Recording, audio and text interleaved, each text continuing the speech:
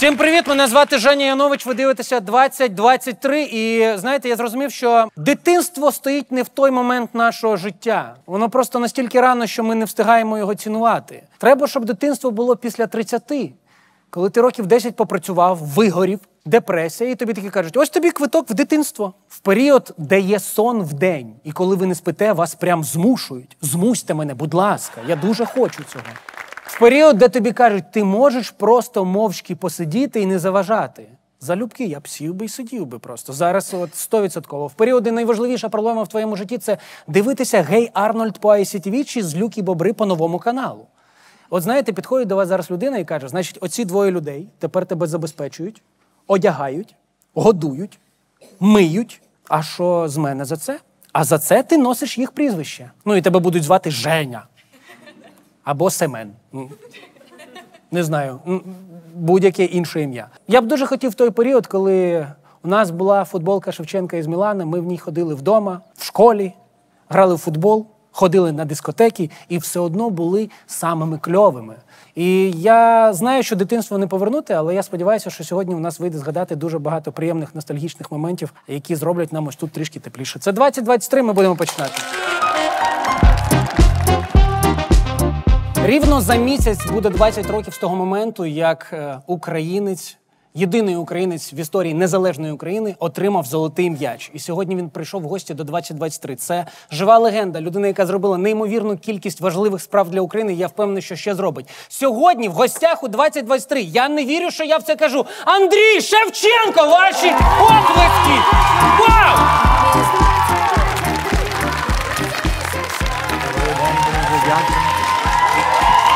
Доброго дня. Дякую. Можна сісти? Дякую. Я маю бути там. Дякую. Я кажу Андрій, ви кажете? Я думаю, ми не готувалися. Ми абсолютно не готувалися, так сталося. Я вас дуже радий бачити, я дуже вдячний вам, що ви прийшли. Як ви себе почуваєте? Як ваш настрій? Почуваю дуже добре. По-перше, дякую за запрошення. Дякую за такий прийом. Дуже класно бачити молоду студію, таку дуже приємних людей. Дякую вам. Андрій Миколайович, дивіться, яка ситуація? Я, звісно, зараз у студії можу запитати, яке прізвище їм приходить в голову, коли я кажу ім'я Андрій. Менше з тим ми вирішили провести невеличкий експеримент. Дійсно, підійти до людей на вулиці і запитати у них, а яке ж прізвище їм підходить в голову, коли вони чують ім'я Андрій. Тому давайте подивимося, що з цього вийшло. Що зала заангажована, тому ми підійшли до простих українців запитати, яке прізвище їм приходить в голову, коли вони чують ім'я Андрій. Шевченко, напевно. Шевченко. Шевченко. Шевченко. Шептицький. Шевченко. Шевченко. Ще 0 варіантів. Ну, це нормально, у нас немає відомих Андріїв. Дякую. Шевченко. Шевченко. Шевченко футболіст, він в «Динамо» дуже себе гарно показав. Шевченко. Шевченко. У Мілані він там перша особа була. Ну, як тренер теж довів до 1/4 збірну нашу. Андрій Шевченко. Шевченко. Шевченко. Не знаю. Можете сказати Шевченко зараз? Шевченко. А якби отак, раптом сталося, що це відео побачив би Андрій Шевченко, що б ви йому сказали? Ну, привіт би передав і так тримати. Дуже приємно. Дякую. Дякую. Пане Андрій, а яке прізвище приходить вам в голову, коли ви чуєте ім'я Андрій? Тяжко даже. Тут можна не бути сором'язливим. Наверно, Шевченко. Шевченко, бачите.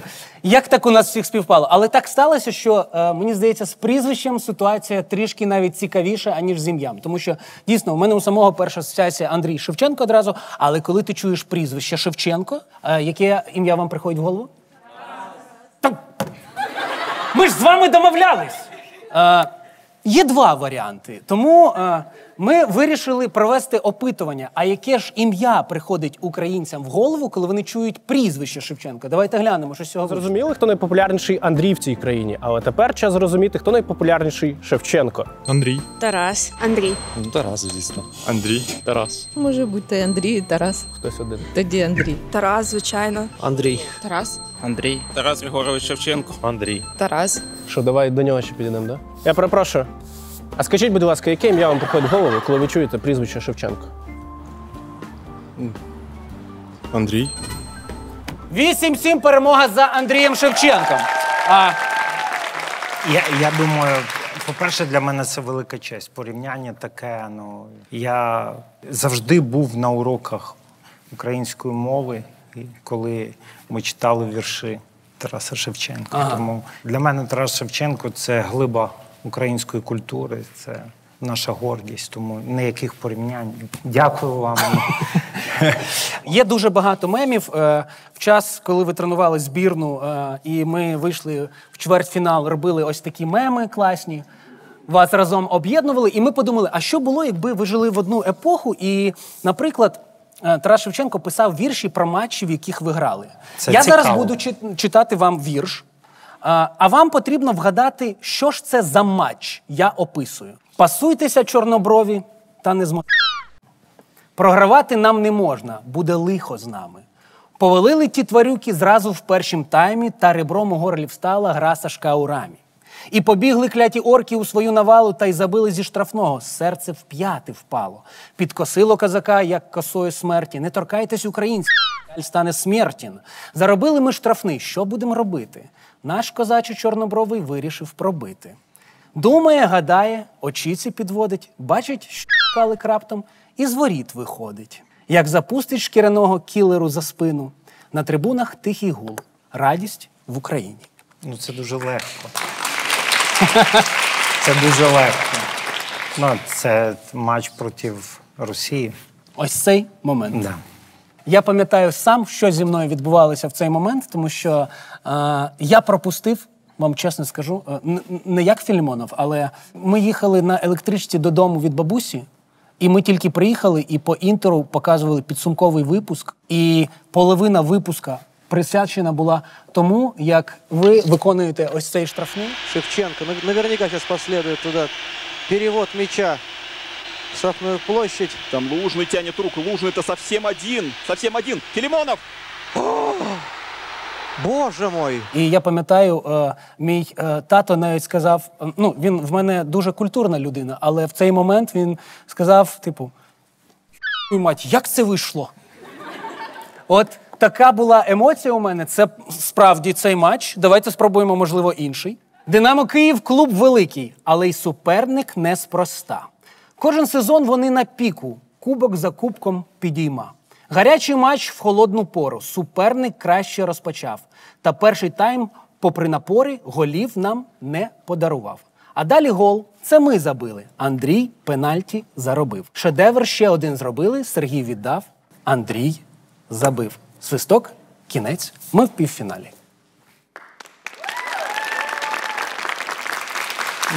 Якщо віршами Тараса Григоровича, то дуже просто. Можу сказати, що це один із таких ключових матчів. Це Реал Мадрид. Так, це Реал Мадрид, коли ви пенальті спочатку заробили. І потім черпачок від Сергія Станіславовича.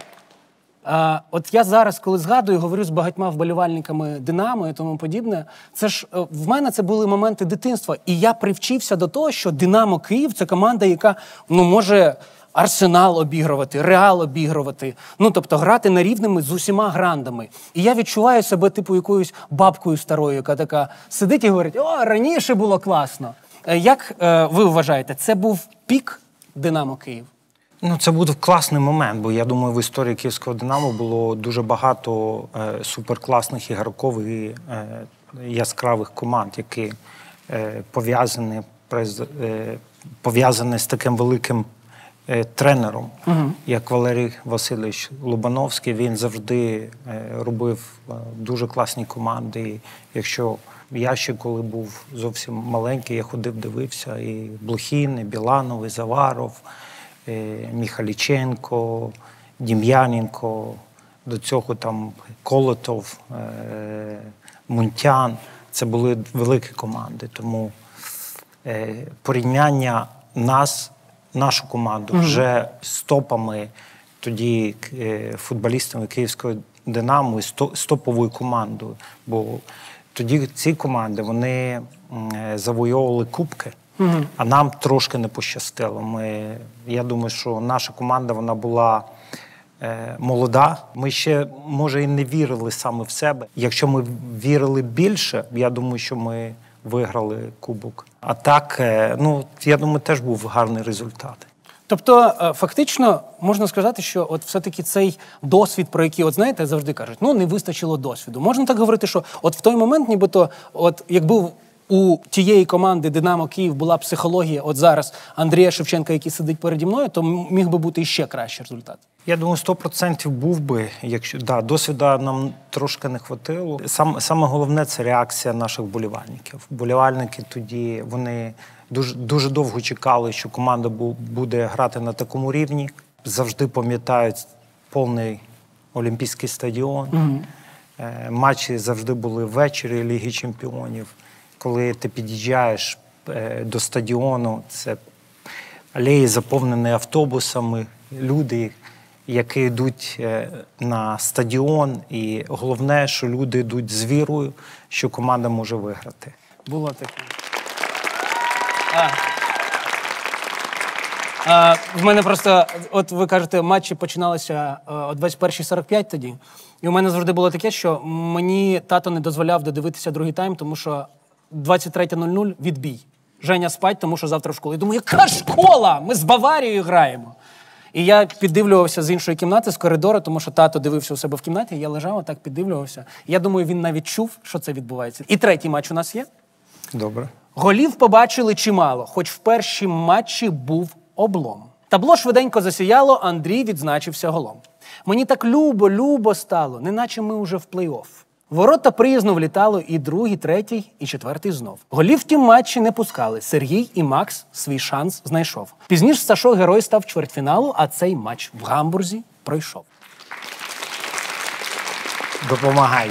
Андрій відзначився голом. Можливо, я розумію, що більшість голів взагалі за збірну України забивав Андрій Шевченко, але ти був ще один. В тому матчі також ви відзначились. Сергій і Макс свій шанс знайшов.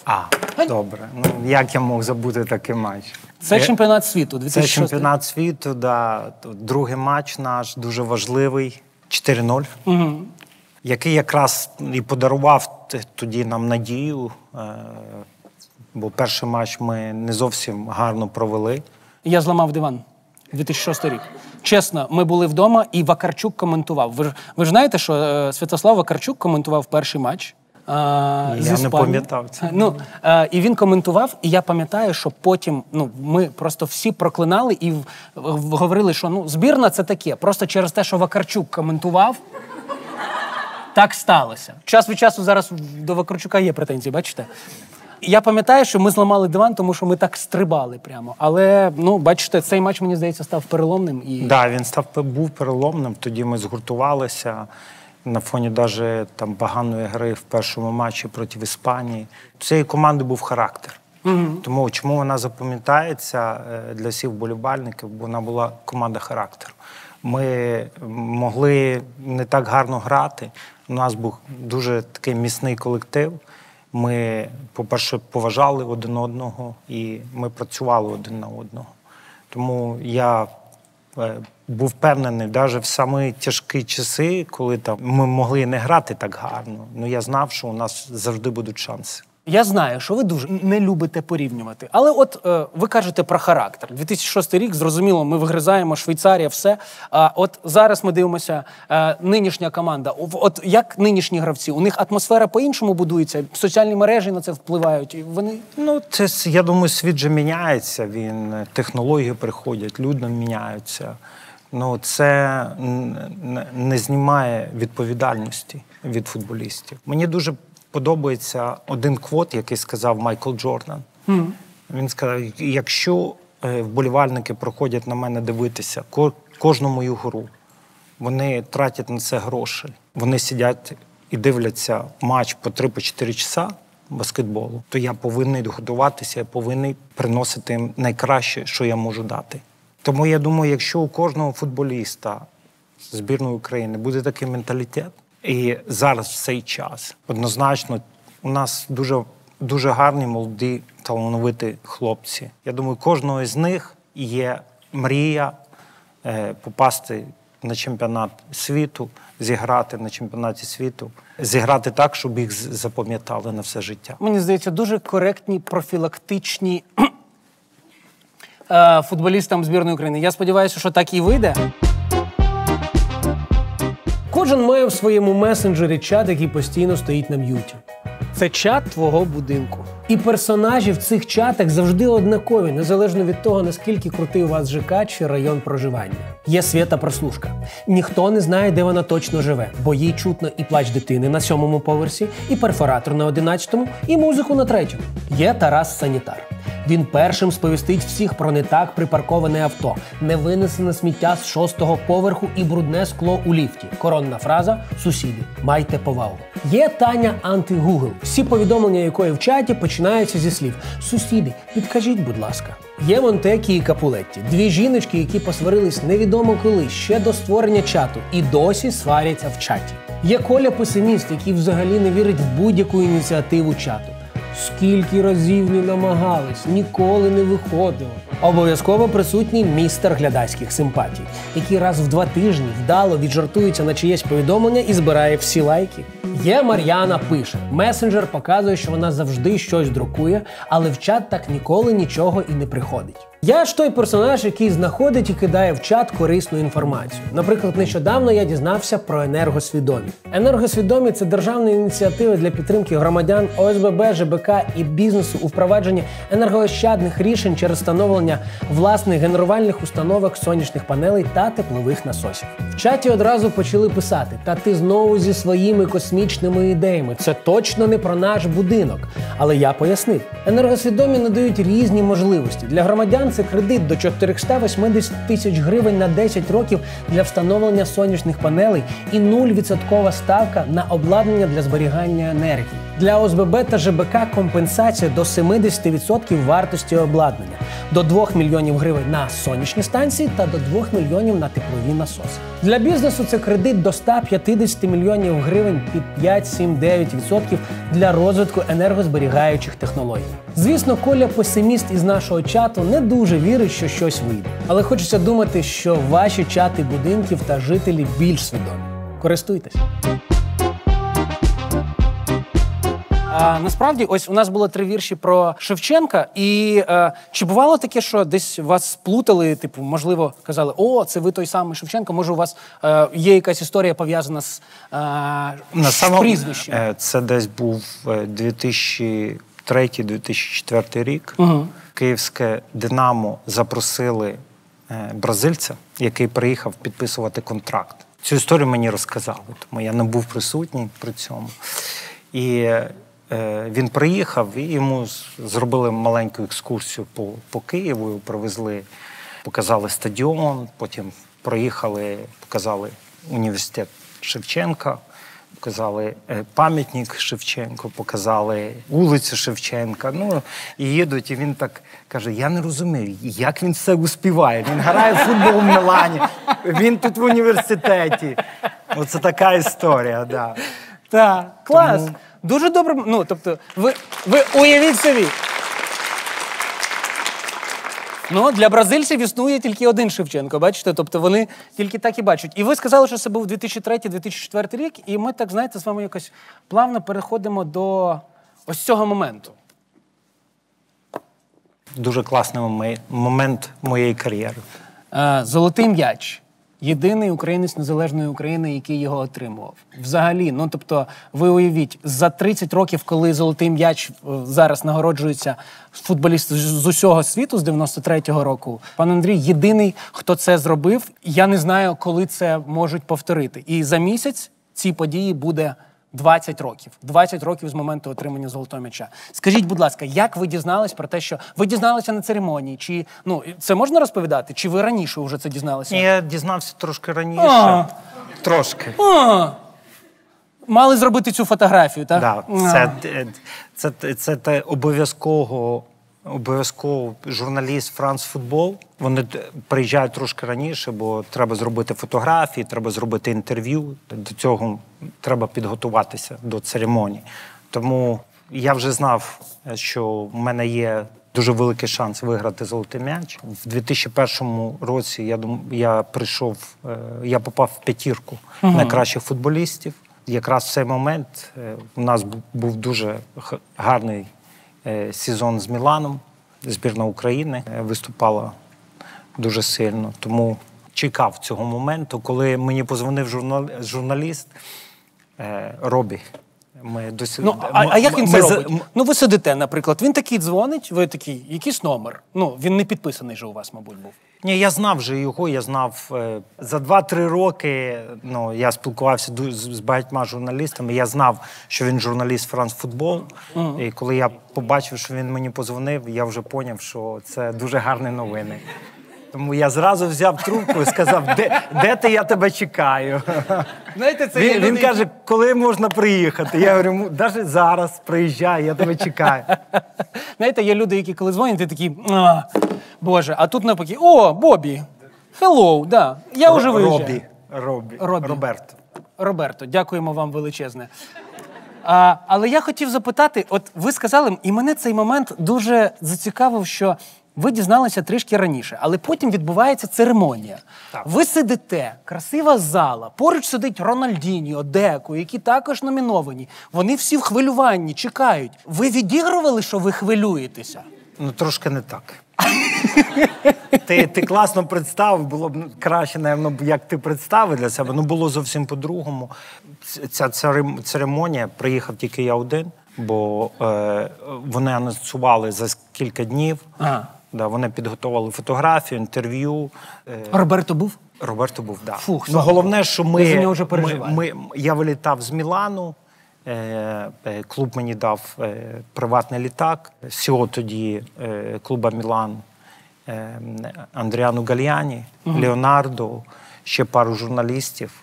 Ми сіли в Мальпенсі в літак, прилетіли в Париж, і я приїхав в готель, переодягся, і ввечері була церемонія. Отак це було. Дуже класна зачіска. Ви такий модник були 20 років. Ну, зараз також. Я не це мав на увазі.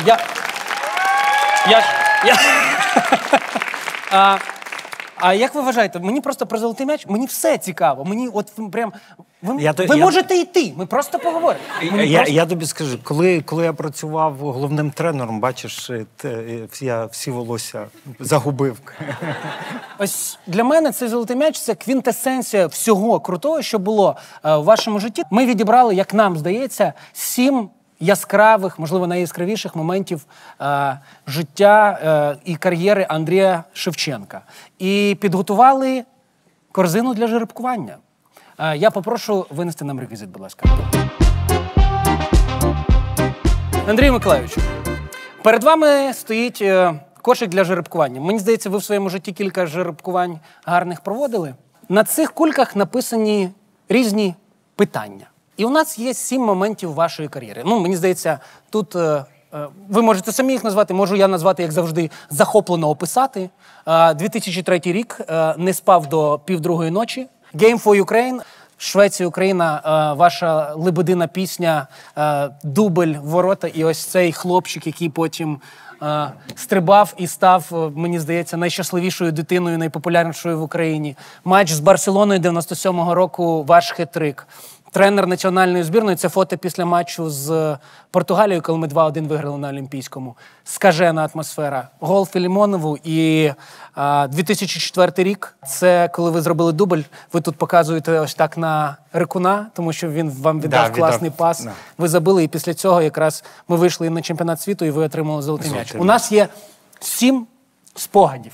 Добре. У вас є кульки. Добре. Ви можете дістати кульку, прочитати з неї питання і обрати, який же ж момент підходить під цю кульку. Добре. Ну, тоді я перемішаю. Там є трішки тепленькі, нагріті. Давайте. Робота тренером. О, роки так, вже давайте треба. Зала, всі разом. О, Ну що ж, нікуди не дінеться. Дякую. Момент, коли відчував найбільшу відповідальність. Подивимося зараз тут. Я думаю, що це буде матч з Португалією, коли я працював головним тренером. Перше, для мене була велика честь працювати головним тренером національної команди, бо, будучи гравцем, капітаном національної команди, цей матч якраз був невеличкою, можна сказати, іконкою і в історії українського футболу, бо команда мала шанс попасти на чемпіонат Європи. Наверно, перший раз в історії ми не програвали ні одного матчу в кваліфікації. Я знав, що цей матч, якщо ми виграємо, нам дає зразу ж путівку. Ми займаємо перше місце. Португальці в 2016 році стали чемпіонами Європи. Да. І найкращий футболіст Кріштіану Рональду. І ми їх обіграли 2-1. Така дуже цікава історія, бо коли ми готувалися до цього матча, у нас були таке, з моїм штабом, ми дуже багато розмовляли, який склад треба ставити, яку тактику ми повинні вибрати. І в той момент Марлос, він був дуже в гарної фізичної формі. На той момент ми вирішили, що ми його будемо використовувати зовсім в іншій позиції. Він молодець, він зіграв цю роль дуже класно. І гол Ярмоленка, гол Яремчука, оборона, яка зіграла дуже класно. Наш голкіпер П'ятов, який зіграв класний матч. І емоції. Олімпійський стадіон повний. Це вау. Це ви вдихнули настільки сильно життя тоді в збірну після 2016-го. Я просто, наскільки дисципліна змінилася, найбільше всі респектували цим підходом до трибун, коли вся збірна почала підходити і... Да.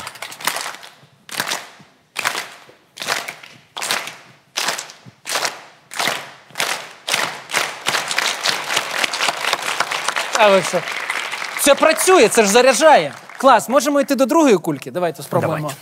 Про щось ще? Так. Найбільша відповідальність тренером. Ага. Да. Ви ж так вже робили. Так вже було. Я відчував, що я роблю важливу справу. Однозначно, це Game for Ukraine. 2023 рік? Да, рік ми зробили з United 24 дуже важливий захід.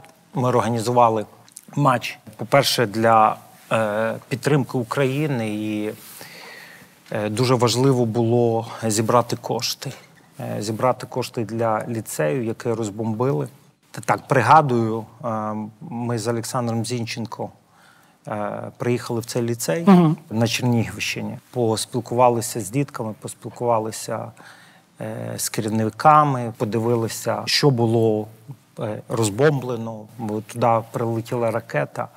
І ми поспілкувалися, ми розуміли, наскільки це було важливо. В той момент нам підтвердили стадіон Челсі, що можна там проводити. І у нас було буквально там кілька місяців для того, щоб організувати цей матч. Бо ми чекали якраз для того, щоб нам підтвердили стадіон. Зразу почали дзвонити, там, писати зіркам, бившим і футболістам, які зараз грають. Ми зібрали більше 40 зірок футбольних. Вони всі приїхали підтримати Україну.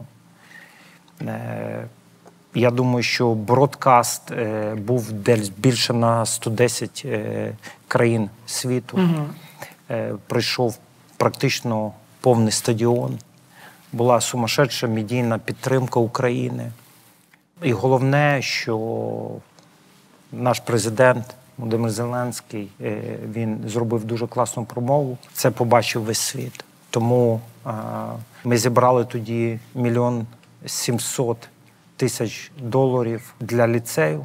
І такий дуже був медійний, дуже важливий сигнал для світу, що спорт з Україною, що зірки з Україною і всі підтримують Україну. Дякую. Мені просто людині, яка час від часу проводить зйомки, і в мене в один день знімається кілька гостей. Не 40. Ну, тобто, 2-3 гості. І буває зібрати їх в один день для зйомки. Це дуже складно. Більше 40.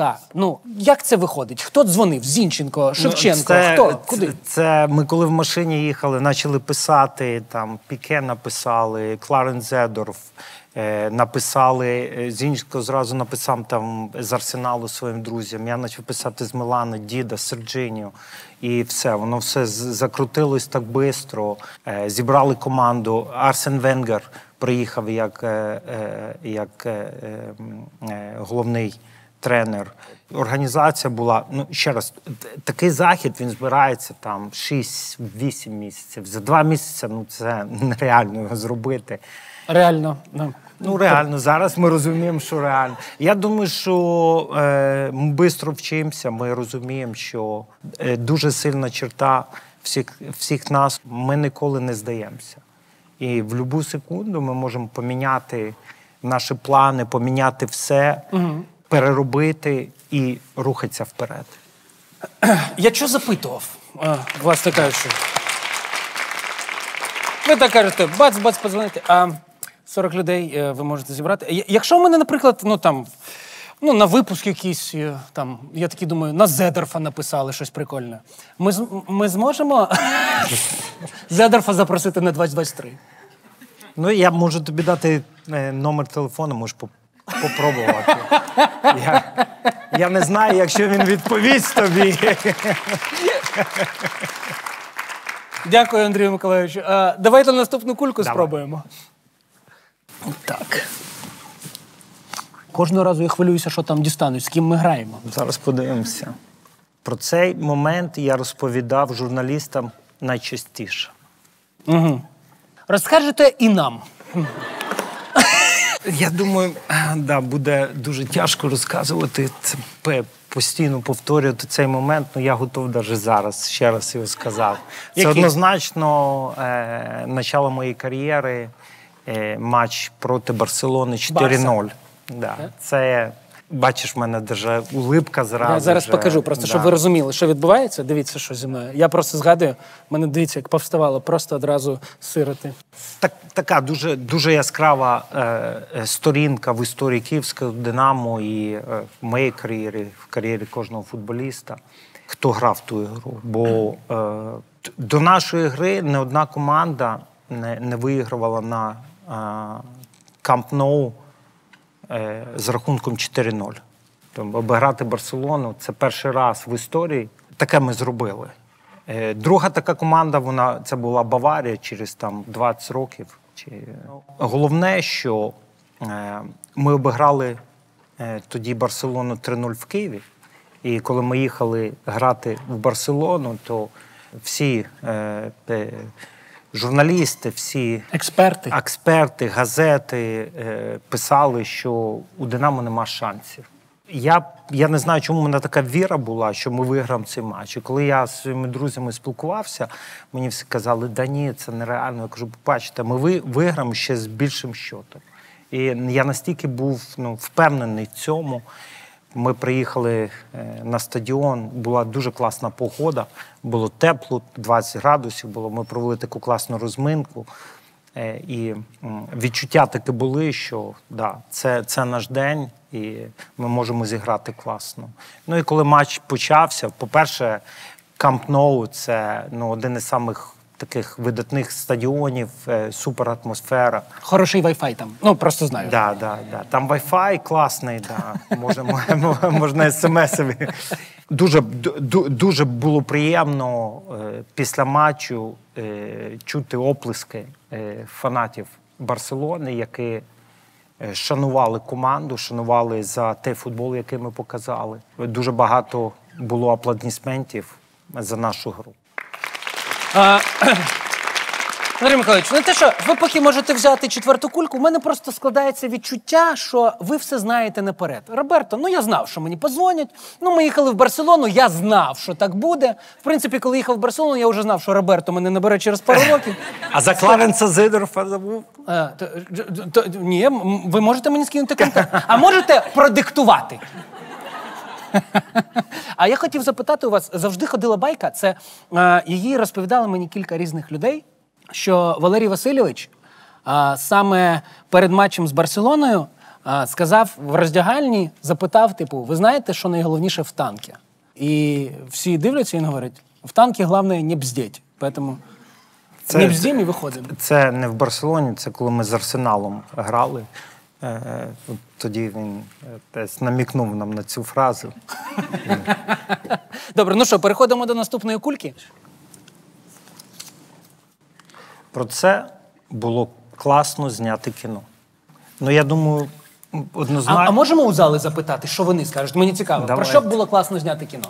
А можна сфотографуватися? Я зрозумів. Окей, слухайте, тут все знають. Ну, це така трилер-історія, яка тривала практично 2 роки. І про це ж зняли фільм. Чому?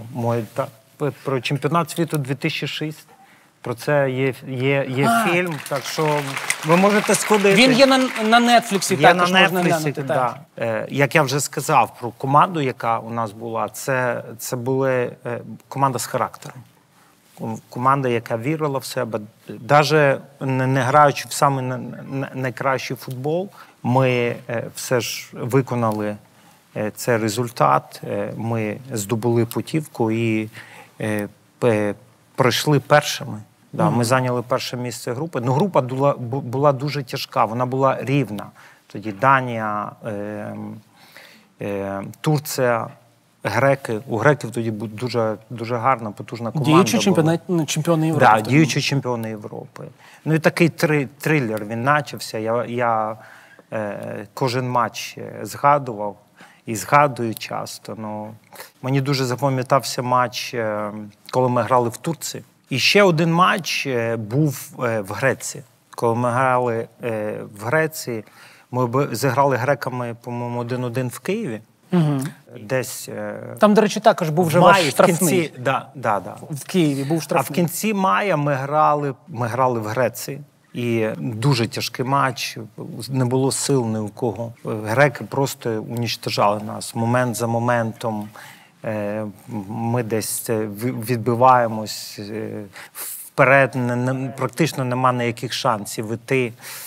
І покойний Андрій Гусін, звісно, жалко. Жалко, що така трагедія склалася з ним. Я пам'ятаю цей гол. Ну, уявляєте, опорний півзахисник, і в мене в цей момент було відчуття, він біжить, він сам на сам, і в мене відчуття, знаєте, це як маленька дитина, яку залишили в супермаркеті без мами. Де Шевченко? Мені треба віддати пас, щоб він забив, а на його не закривають. Він просто йде, і всі защитники стоять зі мною. Він так подивився, там же момент такий, він дивиться направо, наліво, каже, і що, можна?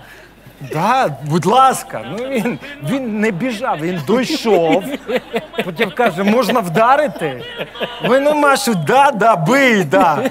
Він ударив, забив і все. Да. Клас, дуже прикольно.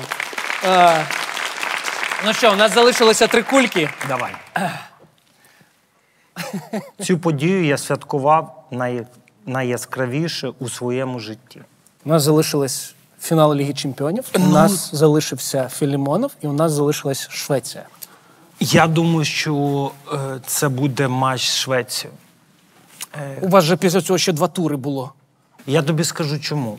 Тому що я якби догравав свою кар'єру вже.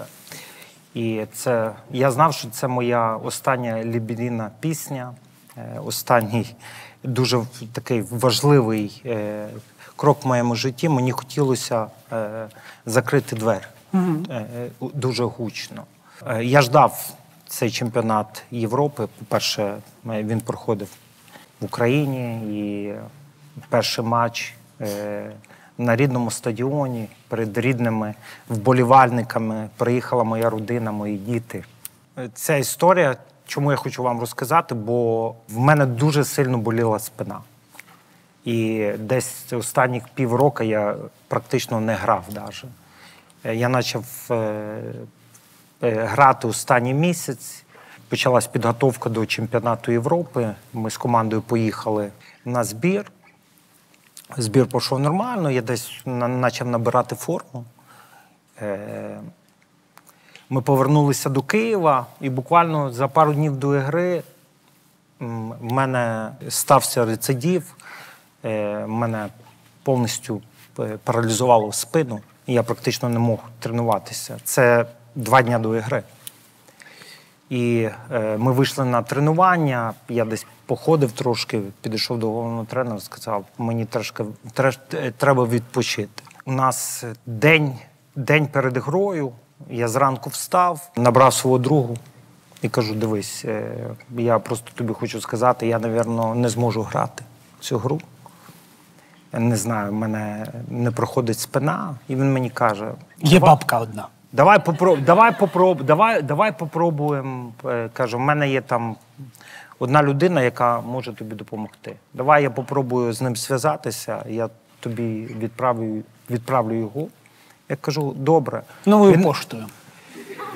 Я не буду розказувати, де, що, як, коли, бо це длинна історія така, там, з білетами, з усім, як він летів, коли він прилетів. Ну, він прилетів, там, в 7 вечора у нас було тренування в 5.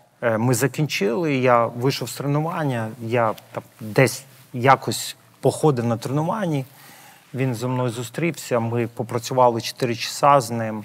Ранок перед грою у нас іде прогулка, я встав, я як заново народився.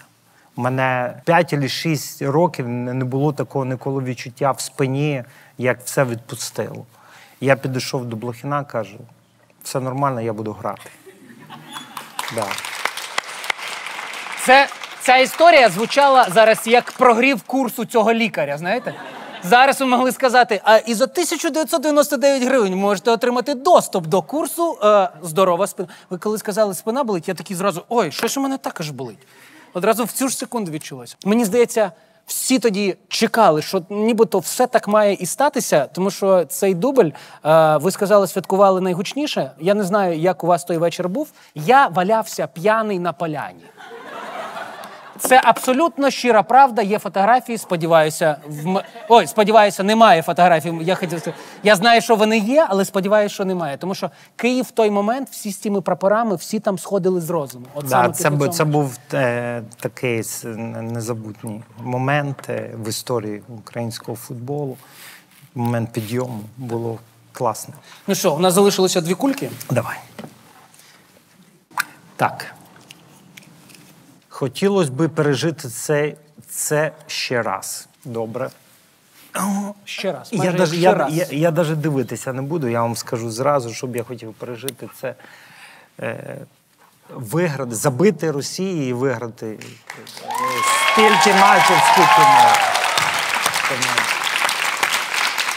Мені б також хотілося, тому що я тоді був в електричці якраз, мені б також хотілося ще раз це. Клас. Ну, мені здається, це момент, про який зняли найбільше всіляких документальних відео. Як Україна, ну, тобто ж ці слогани, все інше навколо матчу.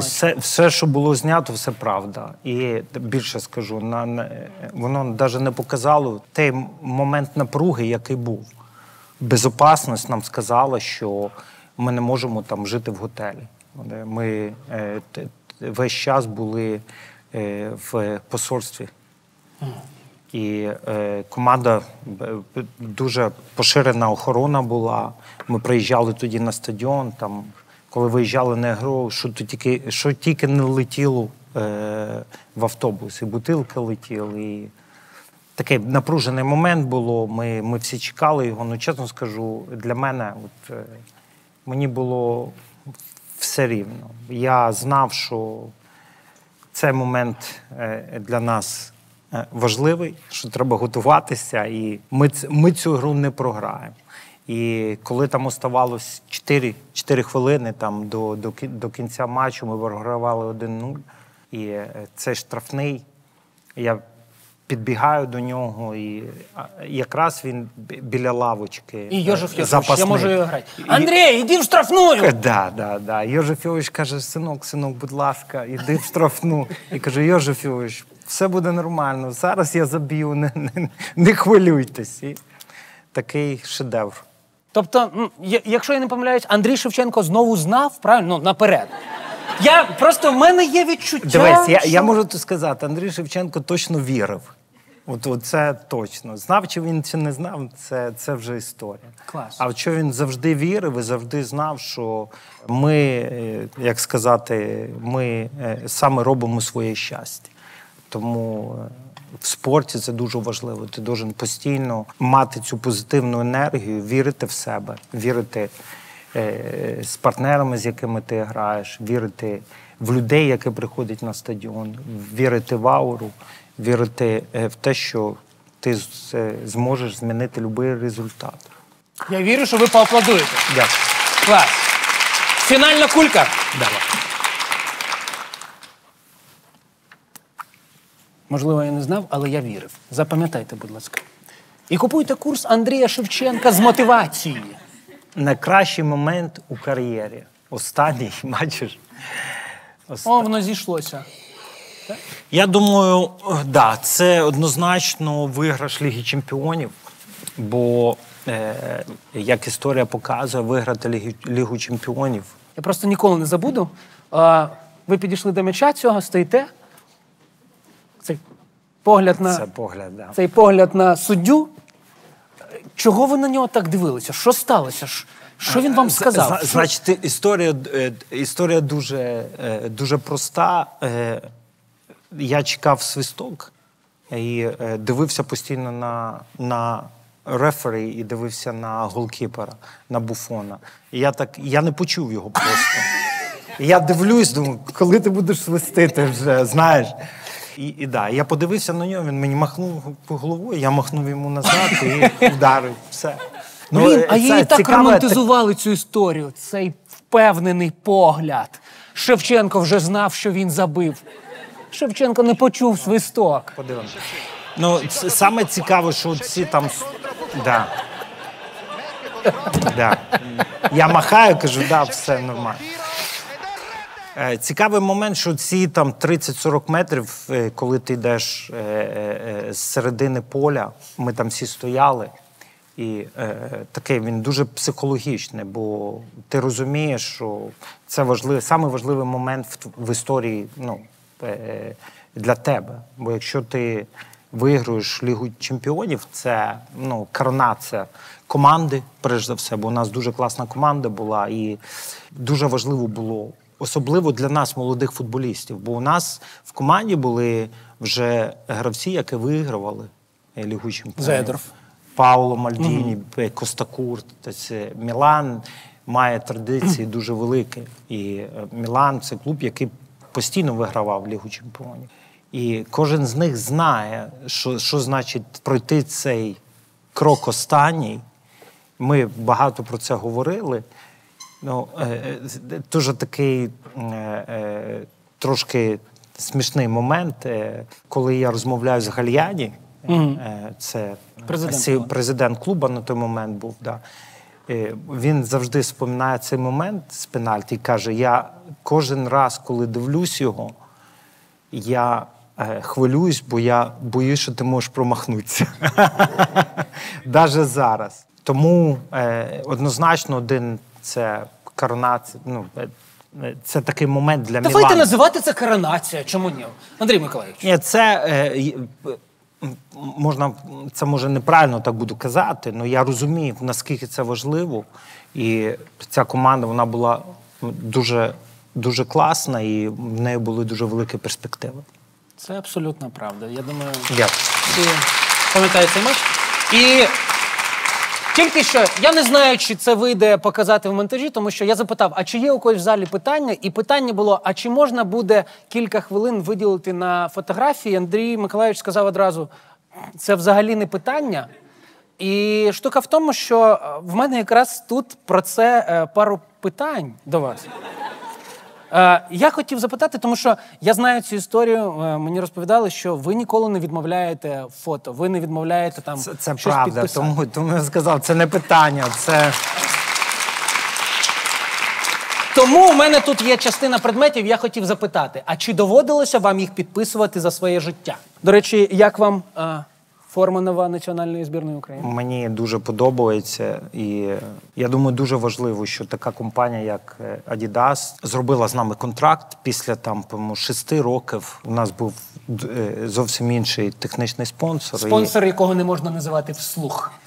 Як Волдеморт. І така компанія, як Adidas, яка вірить в Україну, яка прийшла, вона зробила дуже велику інвестицію. Це дуже позитивний момент для України і для українського футболу. Adidas, дякуємо вам величезно, тому що, наскільки я знаю, це доволі крутий контракт. Я так розумію, що там все було, вони були відкриті максимально. Так, вони відкриті максимально, це гарний контракт. Вони зробили всі вимови для національної команди, і вони підтримують не тільки національну команду, вони підтримують жіночий футбол, вони підтримують юнацький футбол, там прописані бонуси. І я думаю, те, що чекали наші вболівальники, якраз онлайн-магазини, які будуть, що можна було купити гарного качества футболки і прояви, які вони роблять, рекламу, підтримка. Головне – це підтримка. Вони вірять в нас, вони вірять в Україну, вірять, що з нами співпраця тільки посилить бренд такий, як Adidas. Футбольний м'яч підписували? Да, це Окей. не кожен раз підписував. Прапор? Підписував, звісно. Добре. Окей, а чи доводилося вам в своєму житті підписувати картку?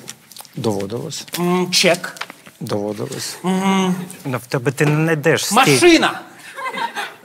Я не тільки машини підписував. Яхта? Човен? Я думаю, що да, було і таке. Да. Так. Бюстгальтер? Але відповідь ти, ладно, дам тобі Так? можливість. Да. Так. Я ж не можу сказати. Добре, ну бюстгальтер ясно. Труси. Це теж було. Андрій Давай, Миколаївич! бистріше.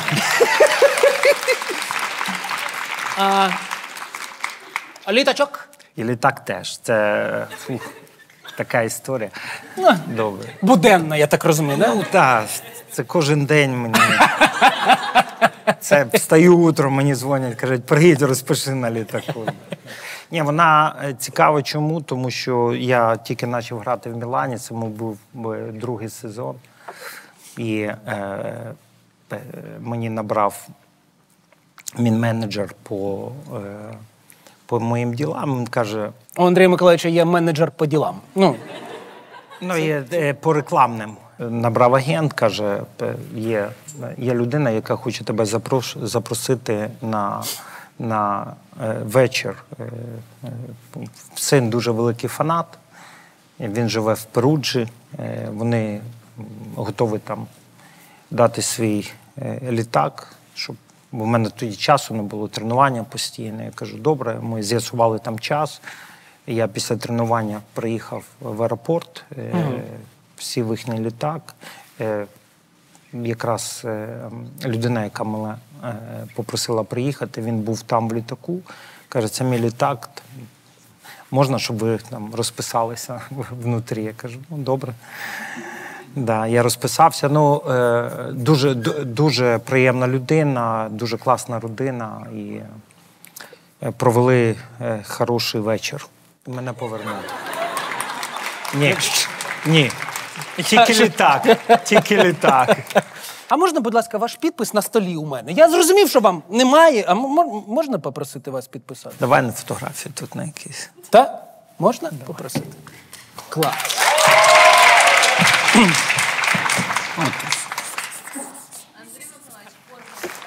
Скажіть, будь ласка, Андрій Миколаївич, чи можу я вас попросити, от ми дістали стільки всіляких предметів, потім їх підписати кожен, і ми серед тих, хто подивиться цей випуск і напише якийсь коментар або спогад про Андрія Миколаївича Шевченка, або просто якісь приємні слова, серед всіх коментаторів ми розіграємо всі ці речі. Можна буде підписати вас, попросити? Все, що завгодно. Клас! Тож ви бачите, як Андрій Миколайович дійсно підписує різні цікаві артефакти, і ви можете виграти один з них, якщо напишете в коментарях цікаву історію, спогад або щось, що забажаєте, пов'язане з Андрієм Миколайовичем Шевченком. Можете, до речі, вказувати, що саме ви хочете виграти, і за кілька тижнів ми обов'язково визначимо переможця і напишемо про це на наших сторінках.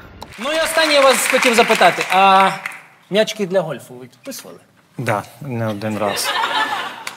Я не просто так це запитав, тому що я вирішив, що, знаєте, є така фраза колись, її люблять професійні спортсмени, і я знаю, що Андрій Миколайович її казав, я в футбол просто так не граю, я в футбол граю тільки за дуже великі гроші. Але ми не чули таку фразу про гольф. Тому ми вирішили, що в кінці випуску ми зіграємо з Андрієм Миколайовичем у гольф. Давайте підготуємося. Друзі, у нас гра в гольф з Андрієм Шевченком. Але, пане Андрію, щоб вам було цікавіше, вам уже цікаво, я бачу, так. Мені завжди цікаво. Ми пропонуємо, як зробити. У нас буде 10 спроб. За кожну спробу ви можете заробити, якщо м'яч попадає в лунку, заробити 10 тисяч гривень. Ці всі кошти ми задонатимо. Це нереально. З такого угла ми не попадемо. Ні, два, тобто з двох ударів? Так, з двох ударів. З трьох давай. Може, з двох? Давай з трьох. Та ні. Зійдемося на 2,5. Ну давай, через спробу. Спробуємо 3. 4 зараз. 4. 3 так 3. Що ви це кричите одразу? Гаразд. З 3 ударів потрапити в лунку – це 10 тисяч гривень, і ми відправляємо, ми з вами вирішимо, який збір оберемо. Ми можемо, так, як правильно. Як? Перший удар треба попасти тут, чи я можу... У вас 3 удари як завгодно. А як завгодно? Добре, все, поїхали. Це в перший раз. Так. Я зрозумів, що 3 удари – це було дофіга. Я думаю, виграти щось буде нормально. Бачиш, 3. У вас їх 3 і було.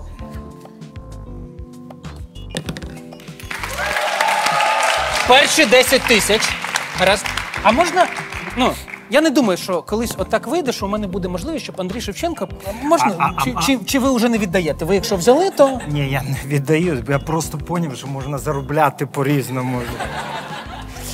Тепер можемо дуже довго грати в цю гру з тобою. Так, давайте цього разу з 2. Давай. З 2. Пробуємо з 2. Ні, вже з 2 не вийде. З 3 так з 3. Андрій Шевченко Ага.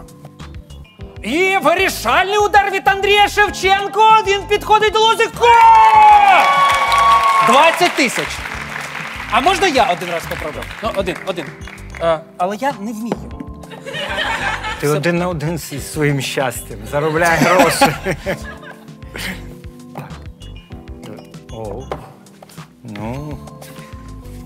Я зрозумів. І мені з цієї сторони треба стояти. Мені отак може. 3, давай. Не промахнись. Ця фраза дуже допомагає, дякую. Та я знаю. Після неї прямо одразу і не промахуєш. Браво. 30 тисяч. Андрій Миколаївич, це перший раз в житті було, я з 3 ударів попав. Пане Андрію, а от як так сталося, що гольф? Футбол, і тут ще з'явилося як захоплення гольф. Ти знаєш, я не хотів навіть сам їхати грати. Бо це така історія, коли я з дитинства ніколи не грав у гольф. Я завжди там... Було б дивно, якщо в Києві, да? Ні, і можливостей таких не було. Потім мене товариш мій, він каже, давай поїхали, попробуєш. Я кажу, дивись, в мене нема таланту на це, по-перше, нема... У мене так з пивом було просто, поїхали, попробуєш? По-перше, часу навіть нема, бо я вже знав, що в гольф треба там 4 години, там тренуватися треба, ходити. Я ніколи не думав, що я можу грати. По-перше, навіть просто там, психологічно дати стільки часу на гру. А коли я перший раз спробував, я зрозумів, що це моя гра. Я, коли ріс з дитинства, я грав в футбол і я ще грав в хокей. Тому я грав клюшкою зліва. І коли почав грати в гольф, я так і оставив зліва. Бо це такий рер, як кажуть англічані, не кожен грає, більш грають з правої сторони. Лівша це не, Я як не британець, я кожен. з правої все. Ну Так. давай ще. Це аж зараз я заб'ю. За 2. Да.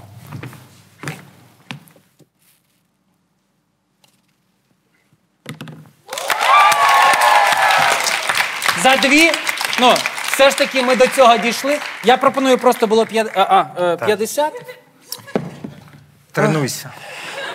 Я буду тренуватися, Андрій Миколайович. 50 ми просто помножимо за те, що ви з 2 ударів ми помножимо на 2. Буде 100 тисяч на той збір, який ви нам скажете.